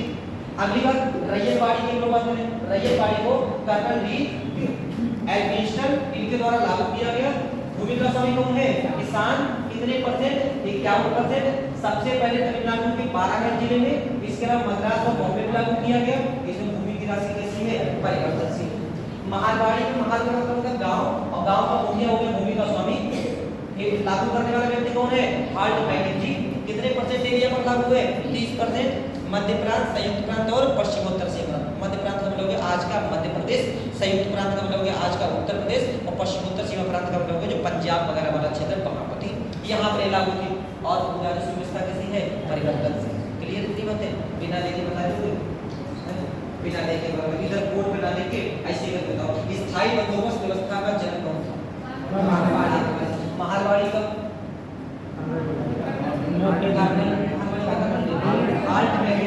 और रैयतवाड़ी का और बताओ स्थायी बंदोबस्त व्यवस्था कितने परसेंट एरिया पर लागू होती है? महारवाड़ी 30, महारवाड़ी 30 और रैयतवाड़ी क्वेश्चन ऐसे करके सबसे बड़े व्यापक क्षेत्र पर कौन सी व्यवस्था लागू थी? रैयतवाड़ी हो जाएगी। और बताओ कौन सी व्यवस्था के अंतर्गत सूर्यास्त अधिनियम पारित किया गया था? स्थायी बंदोबस्त। अनुपस्थित जमींदारी किसकी बुराई है? स्थायी बंदोबस्त। रैयतवाड़ी व्यवस्था को सबसे पहले कौन से क्षेत्र में लागू किया गया था? तमिलनाडु के 12 माइल जिले में लागू किया गया था। स्थायी बंदोबस्त व्यवस्था को कौन कौन से क्षेत्र में लागू किया गया था? बंगाल, बिहार, उड़ीसा, उत्तरी कर्नाटक और बनारस। फिर से एक बार देखो स्टार्टिंग से एक एक करके, अब बिना देखे बता दो। देखो स्थायी बंदोबस्त व्यवस्था को कितने परसेंट क्षेत्र में लागू किया गया? 19%। क्षेत्र पूछिए नंबर 1 बंगाल, बिहार, उड़ीसा, उत्तरी कर्नाटक और बनारस। कौन इसका जनक है? कार्नवालिस। कौन से भूमि का स्वामी किसको बनाया गया? जमींदार। भूमि राजस्व की राशि कैसी है? स्थायी है। और इसमें कौन सूर्यास्त कानून किससे संबंधित है? स्थायी बंदोबस्त। या अनुपस्थित जमींदारी पूछी जाए स्थायी बंदोबस्त। तो अगला बिंदु रैयतवाड़ी। रैयतवाड़ी व्यवस्था का जनक कौन है? कर्नाटक और एल्फिंस्टन। ठीक है, ये लोग इसी से संबंधित हो जाएंगे। रैयतवाड़ी व्यवस्था में भूमि का स्वामी कौन है? किसान। कितने परसेंट एरिया पर लागू किया गया? कहां कहां लागू किया गया? 12 महल और मद्रास और बॉम्बे। देखो 12 महल मद्रास में ही है, ठीक है, ये तमिलनाडु का जिला था, सबसे पहले यहाँ पे लागू किया गया था, उसके बाद पूरे मद्रास में इसको लागू कर दिया जाएगा। तो मद्रास और बॉम्बे में कौन सी व्यवस्था लागू है? रैयतवाड़ी। ये यहाँ पर भू राजस्व की राशि कैसी है? परिवर्तनशील है। आपसे मारवाड़ी पूछी जाए तो जनक कौन है? कितने परसेंट? 30%। भूमि का स्वामी मुखिया हो जाएगा एरिया, मध्य प्रांत, संयुक्त प्रांत और पश्चिमोत्तर सीमा प्रांत। और इसे भू राजस्व की राशि कैसी है? परिवर्तनशील। अब देखो भाई ये तो आपसे ऐसे ये इतने से आपने प्री के सारे क्वेश्चन फंस जाएंगे। अब अगर मेंस में बाय चांस आपसे लिखने को करा जाए कि अंग्रेजों ऐसे करके लिखने को जाए कि अंग्रेजों ने अपनी आर्थिक नीतियों के अंतर्गत अलग-अलग क्षेत्रों में अलग-अलग भू राजस्व पद्धतियों को लागू किया था। ठीक है, क्वेश्चन समझ लो, क्वेश्चन ऐसे बना है, कोई ऐसा नहीं पूछा था, ऐसे पूछ सकते कि अंग्रेजों ने अपनी आर्थिक नीतियों के अंतर्गत अलग-अलग क्षेत्रों में अलग-अलग भू राजस्व पद्धतियों को लागू किया। इन भू राजस्व पद्धतियों को लागू करने के कारण और उसके परिणामों पर चर्चा कीजिए। लिख सकते हो इतना क्वेश्चन 250 या 200 शब्दों में लिखने का, ठीक है, लिख सकते हो। अब आपको करना क्या है, अगर ऐसे करके लिखने का जाए तो करना क्या है? सबसे पहले आपको क्या करना है? सबसे पहले तो आपको इसका थोड़ा सा बेसिक बता देना है कि अंग्रेजों ने भारत में कौन कौन से भू राजस्व पद्धतियां लागू की। ठीक है, 3 भू राजस्व पद्धतियां आपको बतानी है, स्थायी, रैयतवाड़ी, महारवाड़ी। ये मैंने इसे करके बता दिया। उसके बाद आपको मेन बॉडी पे आना है कि अंग्रेजों ने कौन कौन से क्षेत्र में कौन कौन सी भू राजस्व पद्धतियां लागू की। कुछ बता रहा है कि अलग-अलग क्षेत्रों में अलग-अलग पद्धतियां लागू की। फिर बता दो कौन कौन से क्षेत्र में कौन कौन सी भू राजस्व पद्धतियां लागू। बहुत शॉर्ट करके वहीं पे परसेंटेज वगैरह लिख दो, फैक्ट भी आ जाए। मेंस बताने को मेंस में देखो केवल कॉन्सेप्ट पे फैक्ट भी आ जाए। यूपीपीसीएस का ट्रेंड चलता है, फैक्ट अगर रहेगा तो और ज्यादा बढ़िया नंबर मिलेंगे। ठीक, तो ये छोटे-छोटे पॉइंट मिलेंगे। फिर उसके बताओ कि ये अलग-अलग क्यों लागू की गई, ये इस बारे में बता दो कि इसको क्यों लागू किया गया। इसको इसलिए लागू किया गया क्योंकि कार्नवालिस किसी प्रकार का रिस्क लेने को तैयार नहीं था। ठीक, इसको इसलिए लागू किया गया क्योंकि साउथ इंडिया में पर्याप्त मात्रा में जमींदार मौजूद नहीं थे। और इसको इसलिए लागू किया गया ताकि दोनों समस्याओं का समाधान निकले। ठीक है, बस एक लाइन में ऐसे करके अब इनके परिणाम बता दो। इन तीनों व्यवस्थाओं के परिणाम क्या हो जाएगा? इनके पॉजिटिव नेगेटिव दोनों लेके चलते हैं। पॉजिटिव लेने के पहले अंग्रेजों के लिए पॉजिटिव, अंग्रेजों के लिए नेगेटिव, फिर भारतीयों के लिए पॉजिटिव, भारतीयों के लिए नेगेटिव। अंग्रेजों के लिए पॉजिटिव क्या हो सकते हैं? जैसे इसकी हम लोग बात करें स्थायी बंदोबस्त में, तो स्थायी बंदोबस्त से अंग्रेजों के लिए पॉजिटिव, रिस्क खत्म। ठीक है, इसका पॉजिटिव क्या हो सकता है? अंग्रेज जब चाहे भू राजस्व की राशि को बढ़ा सकते हैं। इसका पॉजिटिव क्या हो सकता है? मारवाड़ी व्यवस्था का कि उनको अलग-अलग लोगों के पास नहीं जाना है, एक व्यक्ति को ठेका दे दिया, वसूल कर लिया। पॉजिटिव हो गए, तीन हो गए। नेगेटिव अगर पूछा जाए, आप नेगेटिव बता दो कि इसमें नेगेटिव क्या है कि जब भी उनको भू राजस्व की राशि बढ़ानी पड़ेगी वो बढ़ा नहीं सकते, नेगेटिव भी हो गया। एक तरफ पॉजिटिव भी है, दूसरी तरफ नेगेटिव भी। इसमें नेगेटिव देख लो, नेगेटिव क्या है? उनको अलग-अलग किसानों से वसूल करना पड़ रहा है, नेगेटिव हो गया।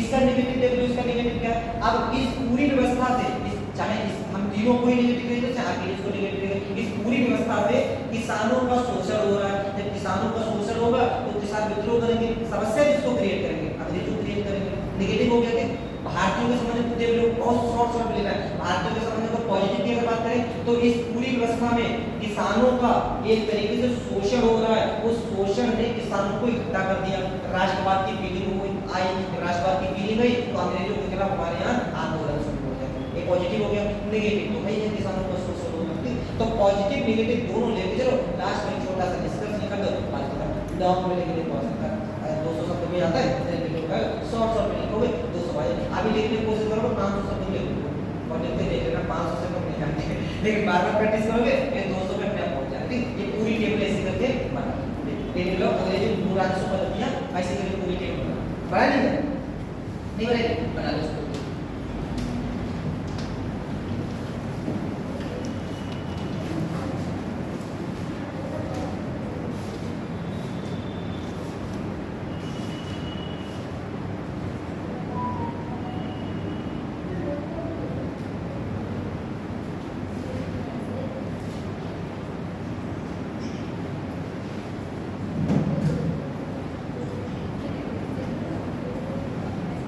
कल पूछेंगे पूरी टेबल, ठीक है? हाँ, कल सबसे पूरी टेबल लेके कल पूछेंगे और शायद किसी को भी बता दे 5 मिनट सबसे पहले आगे। आप थोड़ा लेट हो जाते हैं 5 मिनट, 5 मिनट पहले उसके पास पहले आ जाएगा तो ये 5 मिनट पहले पूछ लिया करें, उसके बाद आगे बढ़ा करेंगे।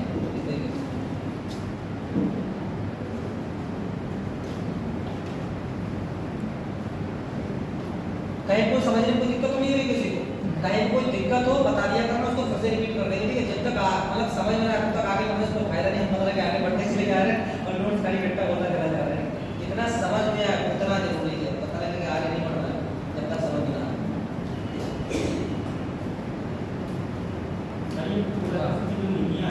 हाँ, ये वाली नीतियाँ, हाँ ये ब्रिटिश के आने के बाद, इससे पहले भी चलती थी। हमारे मध्यकाल की अलग अलग पूरा सुनी आती है, जैसे कि हम लोग अगर अलाउद्दीन खिलजी के समय पढ़ते हैं, मसाहत पद्धति पढ़ते हैं, उसके समय पढ़ते हैं शेरशाह सूरी की जब्ती पद्धति आती है। इसके अलावा अकबर के समय वो चलती है क्या नाम उसका तहसाला तहसाला पद्धति चलती थी। तो सबके समय अलग अलग चलते, वो अपने उनके सिस्टम चलते थे। अंग्रेजों के द्वारा ये पद्धति हाँ तो पूरा इसको हमारे स्टार्टिंग से चलता था, लेकिन अलग अब से इनके यहाँ क्या है, इनके यहाँ ये है कि इनको केवल तो राजस्व से मतलब है। पहले ऐसा नहीं चलता था, जैसे हमारे जगह अकाल पढ़ेंगे, अकाल इनकी नीतियों की वजह से ही पढ़ेंगे। पहले भी हमारे अकाल पढ़ते थे, लेकिन अकाल पहले जब पढ़ते तो पता नहीं लगता था। जैसे हमारे विदेशी यात्री आते मेगास्थनीज सुना होगा, मौर्य साम्राज्य में आता तो मेगास्थनीज क्या कहता है, मेगास्थनीज कहता है कि भारत में अकाल नहीं पढ़ते, जबकि ठीक उसी समय चंद्रगुप्त मौर्य के समय मगध में अकाल पड़ता है और उसको छोड़ के जाना पड़ता है साउथ इंडिया और उसका पुत्र बनता है शासक, पड़ा होगा साउथ इंडिया की तपस्या करता है। जबकि उसके सामने पड़ रहा है अकाल, तब भी वो अपनी पुस्तक में लिखता है कि भारत में अकाल नहीं पड़ता। क्यों? क्योंकि अकाल जैसी सिचुएशन है, लेकिन शासक अकाल जैसी सिचुएशन फील नहीं होने दे रहे। अकाल पड़ा, कोई राजस्व बंधु शासक ने अपने जो है सब बोल रखे कि आराम से हमारे यहाँ से लेकर अपने लेके जाओ, कोई दिक्कत नहीं, उसको पता ही नहीं लग रहा कि यहाँ पर जो है किसी तरीके का अकाल पड़ा हुआ है। तो भूराजस्व पद्धति हमारे पहले भी चलती थी, लेकिन इस तरीके की शोषणकारी नीतियाँ नहीं थी। शोषणकारी नीतियों की शुरुआत इन्हीं के समय में, हाँ इन्हीं के समय।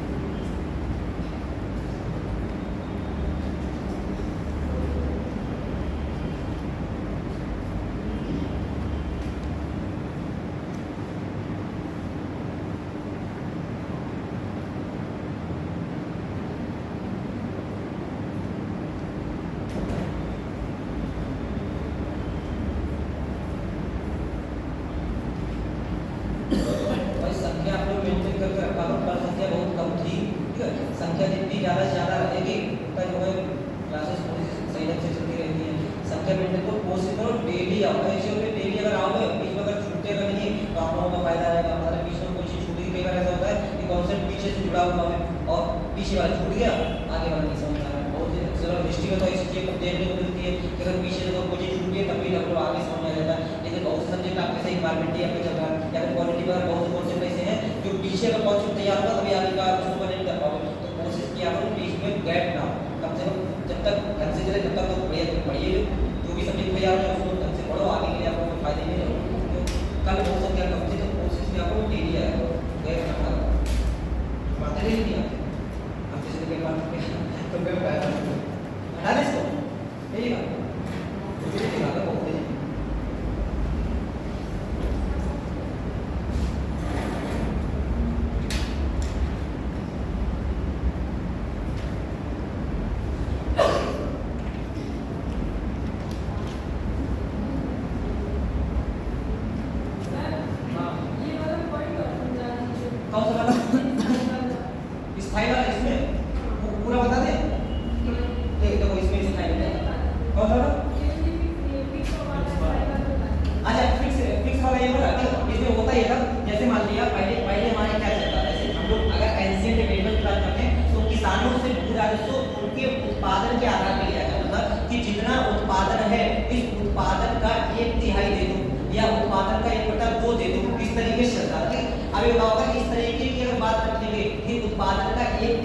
सरकार को दे दिया जाए तो मान लिया अगर उत्पादन 100 क्विंटल हो गया, एक एग्जांपल तो है उत्पादन 100 क्विंटल हुआ तो सरकार का कितना हो गया 33 क्विंटल, अगर बेचते हैं लगभग 33 क्विंटल हो गया।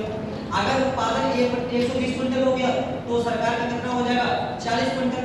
मतलब जैसे उत्पादन बढ़ा वैसे ही सरकार का हिस्सा भी बढ़ जाएगा, लेकिन अगर उत्पादन घटा तो सरकार का हिस्सा भी घट जाएगा। ये इस तरीके इसको बोलते हैं परसेंटेज, एक तरीके से आप कह सकते हैं कि उत्पादन में हिस्सेदारी।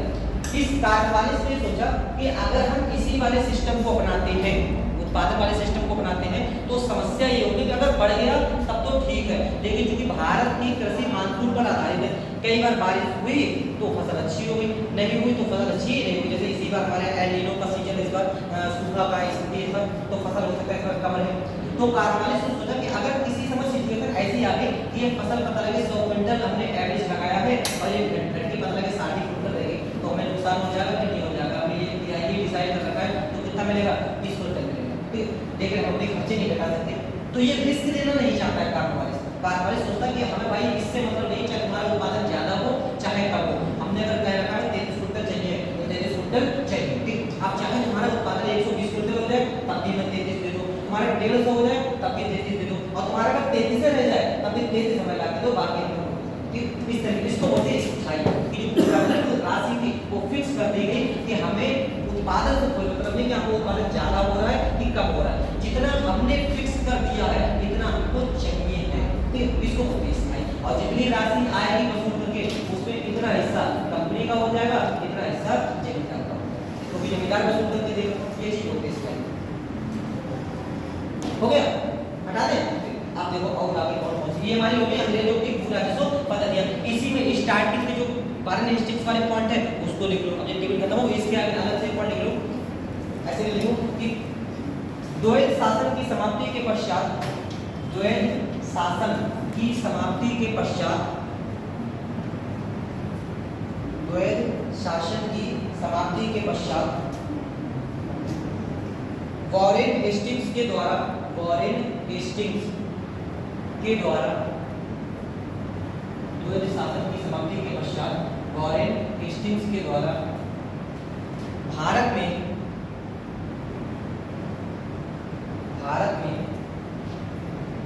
फार्मिंग पद्धति, फार्मिंग, भारत में फार्मिंग पद्धति,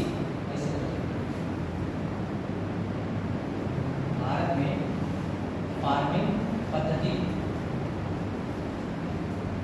को लागू किया गया, भारत में फार्मिंग पद्धति को लागू किया गया, जिसके अंतर्गत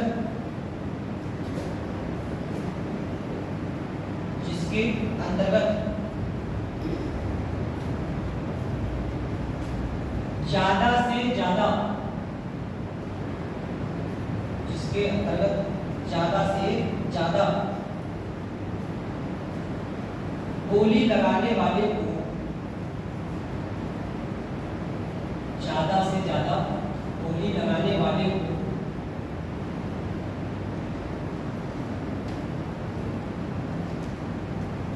भूमि राजस्व का ठेका या भू राजस्व का ठेका,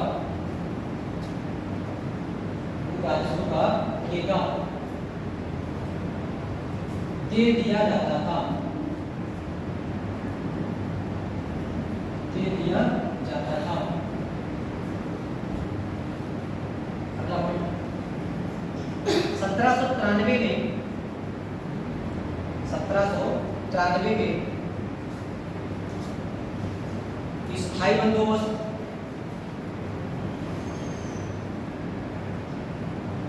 स्थायी बंदोबस्त 1792 में 1792 में बारामहल में 1792 में बारामहल में रैयतवाड़ी बंदोबस्त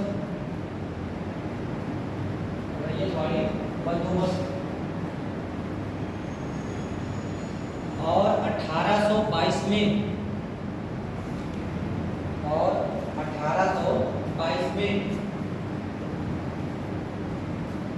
महालवाड़ी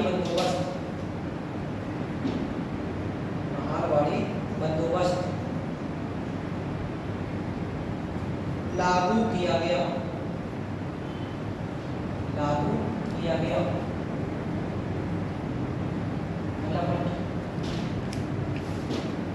इन भू राजस्व पद्धतियों से किसानों का शोषण बढ़ा। इन भू राजस्व पद्धतियों से किसानों का शोषण बढ़ा। अतः किसानों ने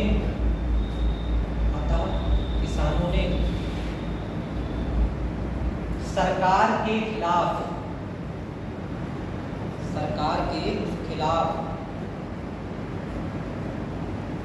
आंदोलन शुरू किए।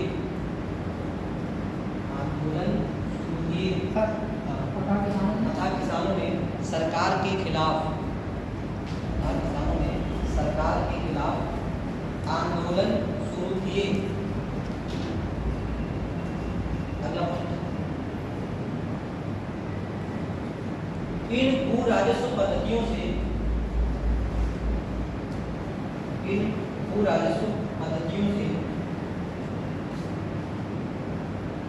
भारत में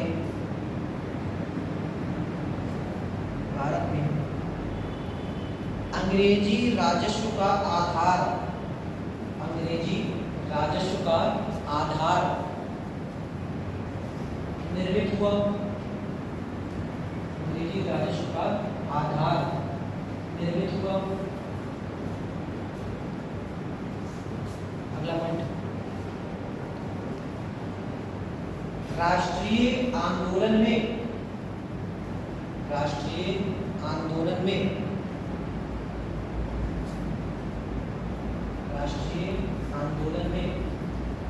किसान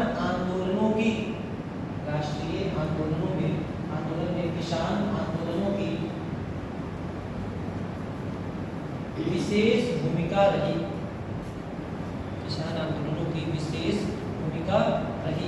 ठीक है, ये आर्थिक नीतियां और राजस्व नीतियों में अगली नीति कौन सी देख लेते हैं? भारत में रेलवे का विकास। रेलवे की शुरुआत किससे होती है? लॉर्ड डलहौजी के समय होती है।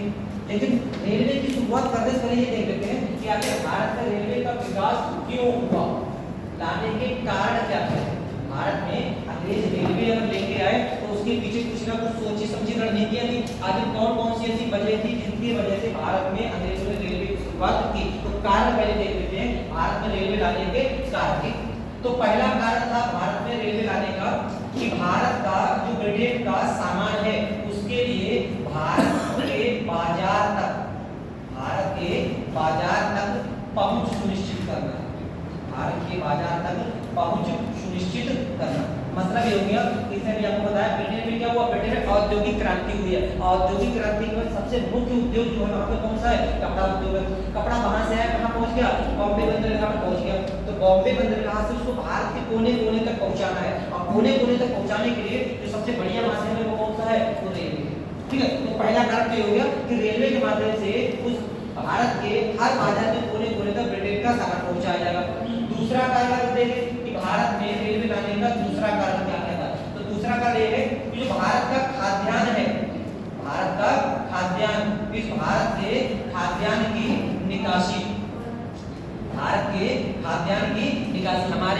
नहीं होता है, गेहूं चावल वगैरह हमारा जाया जाता है। ब्रिटेन में गेहूं चावल वगैरह पर इतना फोकस नहीं कर रहे थे, कहाँ पर लोकल फोकस कर रहे हैं। तो वहाँ के लोगों के खाने पीने की जरूरतें कहाँ से पूरी की जाएंगी? भारत से। भारत की जगह जगह पर खाद्य रचना किया जाएगा, ट्रेन के माध्यम से कहाँ पहुंचाया जाएगा? बॉम्बे पहुंचाया जाएगा, और जहां से कहाँ भेज दिया जाएगा? इंग्लैंड भेज दिया जाएगा। ठीक, तो भारत से खाद्यान्न की निकासी करने के लिए भारत में रेलवे की शुरुआत हुई। तीसरी अगर बात करें तो भारत में जगह जगह पर जो विद्रोह हो रहे हैं, इन विद्रोह को दबाने के लिए, विद्रोह को दबाने के लिए क्या कर रहे हैं? भारत में रेलवे की शुरुआत, यानी कि विद्रोह को दबाने के लिए या फिर सेना के तीव्र आवागमन के लिए, सेना के तीव्र आवागमन के लिए। मतलब ये है कि अगर किसी जगह पर अगर विद्रोह हो जाए तो दूसरी जगह की सेना बनानी पड़ती है। हम लोग कई बार देखोगे, आज देखोगे कहीं पर कोई किसी तरीके की लॉ एंड ऑर्डर की दिक्कत होती है तो आस पड़ोस के थानों की फोर्स बुला ली जाती है, तो एक जगह में फोर्स नहीं होती। तो अगर पता लगे मद्रास में अगर विद्रोह हुआ तो कलकत्ता से सेना बुलानी पड़ेगी, बॉम्बे से सेना बुलानी पड़ेगी। अब पता लगा धीरे धीरे करके घोड़ा से आ रहा है तो मद्रास तक क्या हो गया। तो तेजी से आना है, तो तेजी से आने के लिए क्या करना पड़ेगा? रेलवे की शुरुआत करनी पड़ेगी। और देखो क्या हो रहा है, ये एक सबसे खास बात थी कि ब्रिटेन में जो धन इकट्ठा हो गया है उस धन का निवेश करना है, धन का निवेश करना कैसे करें? ब्रिटेन में औद्योगिक क्रांति हुई, बहुत बड़े बड़े उद्योग चल रहे, लोगों के पास पैसा इकट्ठा हो गया, उस पैसे को कहाँ लगाएं? कहीं ना कहीं तो इन्वेस्ट करेंगे। अब पता लगे मेरे पास पैसा तो पता लगा है, लेकिन उसको कहीं ना ऐसे थोड़ी किसी को पकड़ा देंगे, भाई उसका हमको कुछ रिटर्न मिले कि हम इसको बैंक इन्वेस्ट करें और हमको कुछ मिले फायदा, तब तो हम उसको लगाएं। तो भारत में रेलवे नहीं चलता, भारत में रेलवे एकदम नई बात थी, मतलब कोई ये लॉन्ग टर्म प्रोजेक्ट है।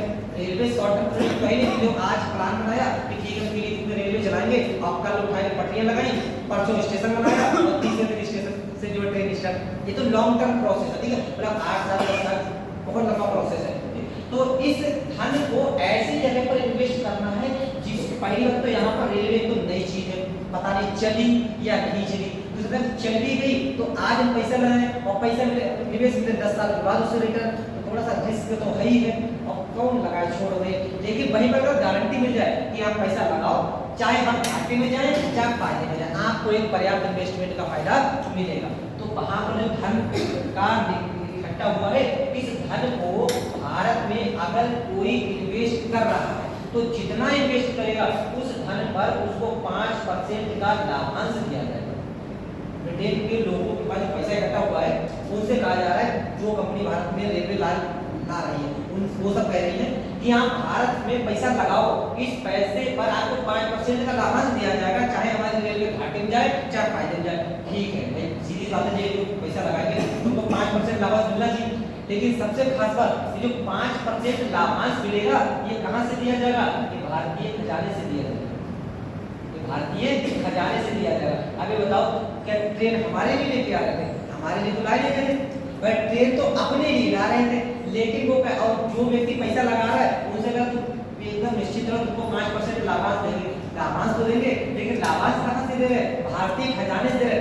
हमारे लिए ला रही है, वो चीज अपने लिए ला रहे हैं, पैसा हम खर्च कर रहे हैं, इसी को दादा भाई नौरोजी दे रहे, ये तो हमारे पास से धन की निकासी है। ये बात हम लोगों को समझ भी नहीं आती, क्या दिक्कत है? हमारे ट्रेन ला रहे हैं, पैसा हमारे पास है, क्या दिक्कत? दादा भाई नौरोजी बहुत बड़े इकोनॉमिस्ट थे, वो समझ गए भाई हमारे यहाँ से धन की निकासी है, कैसे करके धन की निकासी। जैसे मान लिया एग्जाम्पल के तौर पे हम हैं, हम अपने घर का काम खुद कर लेते हैं, एग्जाम्पल के तौर पे हम अपने घर का काम खुद कर लेते हैं, हम पे किसी व्यक्ति का एक प्रेशर है, कोई हमसे कह रहा है कि भाई तुम्हें तो अपने घर का काम तो करते, तुम्हें अपने घर का काम खुद नहीं करना है, आज से तुम्हारे घर का काम करने के लिए कर्मचारी आएगा, वो तुम्हारे घर पे काम करेगा और उसको 5000 रुपया महीना वो सैलरी लेगा, आएगा नहीं तो 5000 का मिलेगा, मतलब 10000 का महीना वो सैलरी लेगा। ये एक तरीके से हमसे कहा जा रहा है, हम कह रहे हैं ना हम खुद ही कर लेंगे, तो ना भाई तुम कब आते हो, यहाँ भी आप यहाँ पढ़ाते हो वहाँ पढ़ाते हो, बहुत ज़्यादा जाते हो, तो तुम अपने आराम करना जाके और कर्मचारी आएगा वो सब काम करके जाएगा, खाना वाना सब बना के जाएगा, बस उसको तुम 10,000 का महीना देते हैं। हम कह रहे हैं कोई दिक्कत नहीं है, हम खाली यहाँ 1 घंटे जाके पढ़ाई तो खाली रहते हैं दिन भर, हम आराम से अपना बना देंगे ना, तुम्हें देना पड़ेगा 10,000 रुपया देना पड़ेगा। ये जबरदस्ती अगर मेरी जेब से जा रहा है, हमें नहीं है जरूरत, ठीक है, हमें ऐसे कर्मचारी की जरूरत नहीं है, बावजूद इसके अगर मेरी जेब से 10,000 रुपया जा रहा है, जबरदस्ती जा रहा है, तो एक प्रकार से क्या है, एक प्रकार से मेरे जेब से धन की निकासी है। और जैसे ही हम किसी व्यक्ति से कहेंगे कि मेरी जेब से धन की निकासी हो रही, तो सामने वाला क्या कहेगा, काहे बात की धन की निकासी, तुम्हारे यहाँ तो कर्मचारी काम करने आ रहा है, ठीक है। यही बात भारतीयों के साथ होती थी, भारतीयों से अंग्रेज कहते थे कि देखो तुम्हारे यहाँ अगर दुनिया के सबसे महंगे महंगे कर्मचारी कहाँ थे, भारत में थे। भारत का गवर्नर जनरल, वायसराय, इन सबको जितनी सैलरी मिलती थी दुनिया के किसी कोने में किसी कर्मचारी को इतनी सैलरी नहीं मिलती थी। और इस सैलरी को दिया कहाँ से जाता था, भारतीय खजाने से दिया जाता था। भारतीय खजाना हमको जरूरत ही नहीं, हमारा मुगल बादशाह पर्याप्त है, ना ना ना तुम्हें रखना पड़ेगा, तो वायसराय रखना पड़ेगा। जबरदस्ती हमारी जेब से इतना पैसा निकाला जा रहा है। ये रेलवे पर 5% का लाभांश दिया जा रहा है। भारतीय का हमें जरूरत ही नहीं रेलवे की, हम तो अपने घोड़ा से आराम से चले जाते हैं ना, तुम्हें रेलवे लानी पड़ेगी, रेलवे को चलानी पड़ेगी, 5% पैसा दो। जबरदस्ती हमारे यहाँ से धन की निकासी। और जैसे मान लिया हमने बैंक में कोई पैसा जमा करके रखा हुआ है, मेरे पास मान लिया कि 1 लाख रुपए इकट्ठा हो गया। हम लोग बैंक में पढ़ते हैं, अलग अलग तरीके के अकाउंट होते हैं, उनमें एक हमारी एफडी होती है, फिक्स डिपॉजिट होता है। हमने मान लिया कि बैंक में 1 लाख रुपए एफडी कर रखा है और इस एफडी को 5 साल के बाद ये ब्याज समेत मान लिया 1.5 लाख हो जाएगी। कई बार गाँव में बोलते हैं बैंक में पैसा डाल दो 6 साल बाद दोगुना हो जाता है, ऐसे बोलते हैं, तो दोगुना नहीं लगता, वो इंटरेस्ट लगता है। तो ये एफडी होती है। हमारे पास मान लिया 1 लाख रुपया है, हमने 5 साल के लिए बैंक में जमा किया और बैंक ने हमको कितना दे दिया, 1.5 लाख रुपए दे दिया। अभी तो 50,000 रुपए जो एक्स्ट्रा दिया है, ये बैंक ने हमको कोई एहसान किया है या ये हमारा रिटर्न बना है, हमारा रिटर्न हो गया, बैंक इंटरेस्ट के ऊपर हमारा रिटर्न बना, ये तो बैंक को देना ही देना पड़ेगा। ऐसे थोड़ी बैंक कह सकती है कि हाँ लो तुमने 1 लाख दिया था, 1 लाख ये लो, 5 साल का 1 लाख ये लो और 50,000 रुपए हमारी तरफ से उपहार राशि लो, ऐसा थोड़ी है, वो तो देना ही देना पड़ेगा भाई। ये तो हमने अपने फ्यूचर के लिए सिक्योरिटी के लिए जमा किया है। यही चीज भारत के साथ होती थी। भारत में अगर कभी आर्थिक संकट आ जाए तो उसके लिए अंग्रेजों ने क्या करता है, रिजर्व धन बना के रखा था ब्रिटेन। हमारे बहुत पैसा था, वो सब पैसा ब्रिटेन में रखते थे और कहते थे बाई चांस अगर भारत के सामने कोई आर्थिक संकट आएगा तो यहीं से पैसा निकाल के दे देंगे, भारत की आर्थिक स्थिति को डूबने नहीं देंगे। ठीक है, बढ़िया बात है। लेकिन वो पैसा जो आपने रखा हुआ है उसका इंटरेस्ट हमको मिलेगा कि नहीं मिलेगा, इंटरेस्ट भी तो मिलना चाहिए, वो इंटरेस्ट हमको नहीं मिल रहा है। तो जो इंटरेस्ट हमारे पास से जा रहा है, इसी बात को दादा भाई नौरोजी ने कहा कि ये तो धन की निकासी है। यही बात धीरे धीरे करके सबको समझाई, उसी कॉन्सेप्ट को क्या बोला गया, भारत से धन की निकासी। तो भारत में जो रेलवे है एक प्रकार से धन की निकासी का स्रोत बना, ठीक है। तो लाने के मुख्य कारण इतने ध्यान रखते हैं कि भारत में रेलवे लाने के मुख्य कारण कौन कौन से थे। तो पहला कारण कौन सा हो जाएगा, भारत के बाजार तक ब्रिटिश सामान की पहुंच सुनिश्चित करना है, ठीक है। दूसरा, भारत के खाद्यान्न की ब्रिटेन तक पहुंच सुनिश्चित करना है, भारत से खाद्यान्न की निकासी करनी है। तीसरी बात, जगह जगह पर कहीं विद्रोह हो जाए उस विद्रोह को दबाने के लिए और सेना के तीव्र आवागमन के लिए रेलवे का विकास जरूरी है। चौथा पॉइंट कि भारत में जो ब्रिटेन में धन इकट्ठा हुआ है उस धन को भारत में निवेश करना है ताकि ब्रिटेन के लोगों को फायदा हो पाए। उस निवेश को भारत में 5% लाभांश की गारंटी देनी है और यही 5% लाभांश भारत से धन निकासी का माध्यम बना। ये बात किसने बताई थी, दादा भाई नौरोजी ने बताई थी। तो बस ये 4 पॉइंट यहाँ पे ध्यान रखने, भारत में रेलवे लाने के कारण थे। फैक्ट आपको अलग चाहिए, फैक्ट में जरा को कोई दिक्कत नहीं है कि हाँ यहाँ से यहाँ तक चलाएगी, कब चलाएगी, कितने किलोमीटर चलाएगी, कितने रुपए, कितने इंजन सब कुछ चीजें अलग है। कॉन्सेप्ट समझो क्यों लाएगी, उसके परिणाम क्या क्या थे, भारतीयों पर क्या परिणाम थे, ब्रिटिशर्स पर क्या परिणाम थे, ये सब चीजें। तो कॉन्सेप्ट के तौर पर 4 चीजें ये, ठीक। अब इसमें हम लोग परिणाम देखेंगे कि भारत में क्या परिणाम रहे, ब्रिटेन के लिए क्या परिणाम थे, पॉजिटिव परिणाम क्या थे, नेगेटिव परिणाम क्या थे, वो सब देखेंगे। कॉन्सेप्ट 5 मिनट का पॉइंट, इसके फैक्ट आपको 5 मिनट में ऐसे करके दिखा देंगे उसको पहुंची। तो इसको 4 पॉइंट ऐसे नोट कर लो, इसके आगे हम लोग कल करेंगे। यहाँ तक कोई दिक्कत किसी तरीके की, कल अपनी पूरी टेबल तैयार करके लो, जो वाली टेबल बनाई ये वाली टेबल, ठीक है, जो टेबल बनवाई ये पूरी टेबल